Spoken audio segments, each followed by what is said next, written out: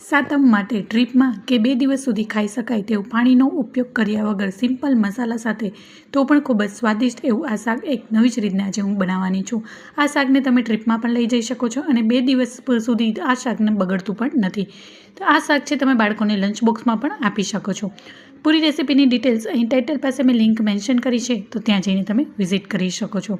શાક બનાવવા માટે અહીં સૌથી પહેલાં 4 થી 5 જેટલા બટેકાને મેં ચિપ્સમાં સમારી લીધા છે અને પતલા એવા સમાર્યા છે. પતલા સમારવાથી જલ્દી સારી રીતના કૂક થઈ જશે. અને તેલ માટે અહીં મેં વઘાર માટે તેલ મૂકી દીધું છે. અહીં તેલનો થોડોક વધારે પડતો ઉપયોગ કરવાનો છે.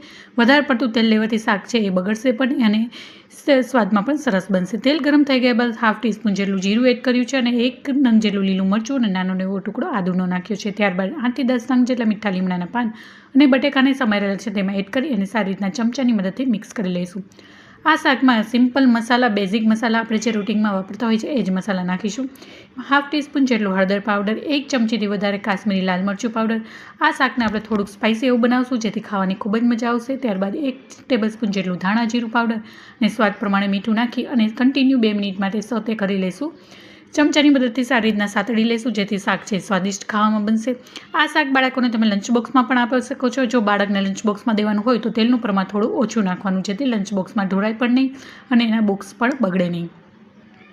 આ શાક તમે થેપલા, પરોઠા, ભાખરી સાથે ખાઈ શકો છો.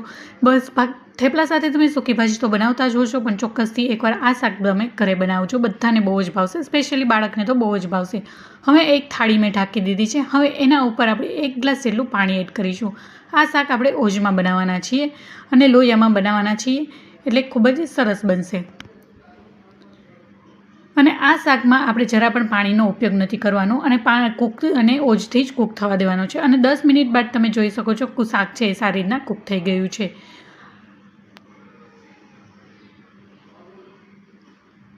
આ શાકની રેસીપી તમારા ફ્રેન્ડ્સ એન્ડ ફેમિલીને પણ શેર કરજો જેથી એ લોકો પણ આ રેસીપી બનાવી શકે.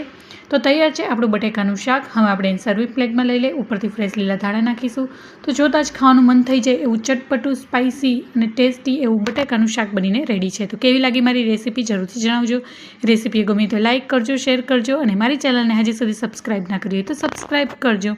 ફરી મળીશું એક નવી રેસીપી સાથે અને એક નવા સ્વાદ સાથે. ત્યાં સુધી આવજો and thank you for watching.